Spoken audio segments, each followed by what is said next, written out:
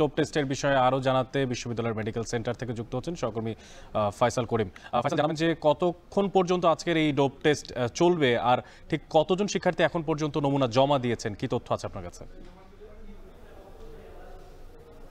অনেক সকাল 9টায় আনুষ্ঠানিকভাবে এই কার্যক্রমের উদ্বোধন করেন বিশ্ববিদ্যালয়ের উপাচার্য এবং বেলা 12টায় এই কার্যক্রম শেষ হয়। এবং আমরা দেখেছি আজকে এখানে 71 জনের নাম ছিল এএফ রহমান হলের, এবং সেখান থেকে এসেছে 43 জনের মতো, অর্থাৎ 30 জন শিক্ষার্থীর মতো আজকে উপস্থিত হতে পারেননি। এবং কারণ হিসেবে বিশ্ববিদ্যালয় প্রশাসন বলছে যে আজকে অনেকেরই পরীক্ষা ছিল, সেজন্য এই কার্যক্রমে তারা অংশ নিতে পারেনি। তবে পর্যায়ক্রমে কিন্তু প্রতিটি হলের শিক্ষার্থীদের এই কার্যক্রমের আওতায় আনা হবে এবং 8000 যারা আবাসিক শিক্ষার্থী আছে চট্টগ্রাম বিশ্ববিদ্যালয়ে সবাইকে কিন্তু এই পরীক্ষায় আসা বাধ্যতামূলক বলে তারা জানিয়েছেন। এবং যেসব শিক্ষার্থীরা এই কার্যক্রমে অংশ নেবেন না তাদেরকে আসলে কারণ দেখাতে হবে যে আসলে তারা কেন এখানে আসতে পারছেন না। তবে আমরা দেখেছি এটা নিয়ে আসলে সকাল থেকে শিক্ষার্থীদের মধ্যে এক ধরনের উৎসাহ উদ্দীপনা ছিল। যারা এসেছেন তারা বলেছেন যে তাদের হলের যে পরিবেশ, সে পরিবেশ অনেকটা কিন্তু সুন্দর হবে, অনেকটা শিক্ষার পরিবেশ নিশ্চিত হবে এবং মাদককে ঘিরে যে ধরনের অরাজকতা হয়, যে নৈরাজ্যগুলো হয় হলগুলোতে, সেগুলো অনেকটাই কমে আসবে বলে তারা আশা করছেন। এবং আমরা দেখেছি বিশ্ববিদ্যালয়ের প্রশাসন এই পরীক্ষা করার জন্য যেই কিটগুলো ব্যবহার করছেন সেগুলো উন্নত মানের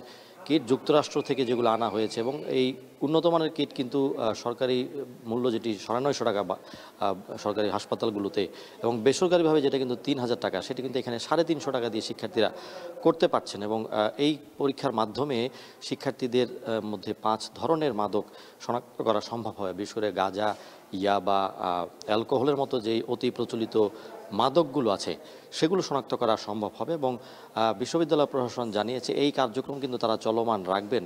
বিশেষ করে কিছু মাদক আছে যেগুলোর মেয়াদ কিন্তু বেশি দিন শরীরে সেটির মেয়াদ থাকে না, তো সে কারণে এটি চলমান রাখা হবে। এবং এর মাধ্যমে তারা আসলে মূলত একটি দৃষ্টান্ত স্থাপন করতে চেয়েছেন, বিশেষ করে শিক্ষা প্রতিষ্ঠানগুলো যাতে মাদক মুক্ত থাকে, শিক্ষার পরিবেশ যাতে নিশ্চিত হয়, বিষয়টি নিশ্চিত করার জন্য আসলে চট্টগ্রাম বিশ্ববিদ্যালয় এই উদ্যোগ নিয়েছে বলে জানিয়েছে। অনেক চট্টগ্রাম বিশ্ববিদ্যালয়